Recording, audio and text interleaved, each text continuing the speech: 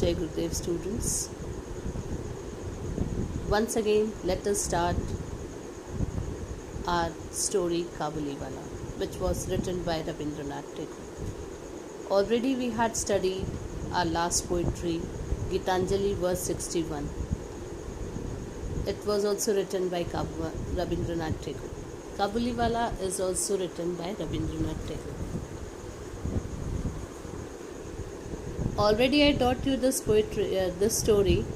1/4 part of the story also I had covered in the month of April, but many of the students might be forgotten, or maybe many of the some new students are also there. That's why again I am repeating this. So let us start. This story is about a dry fruit hawker. You are able to see a person. He is a dry fruit hawker. He came from Afghanistan to sell his dry fruits. This is a very passionate story, and we are going, when we will read, we come to know, when we understand the story, we come to know how emotional the story is. One more thing I want to tell you, that there was a picture also made on this story, Kabuliwala. It's a very old picture, but maybe if you will get that movie, you must watch once. Let us start. My 5-year-old daughter, Minnie, cannot live without chattering. Underline the word chattering. I really believe that in all her life she has not wasted a minute. Now what the writer was saying, that my little daughter Minnie never wasted a single minute in all her life. First of all, underline the word chattering. Chattering means continuously talking. I really believe that in all her life she has not wasted a minute in silence. Now what the author is saying, that my daughter Minnie, she is 5-year-old, she never wasted a single minute in silence. She is always busy in talking, continuously talking but continuously talking.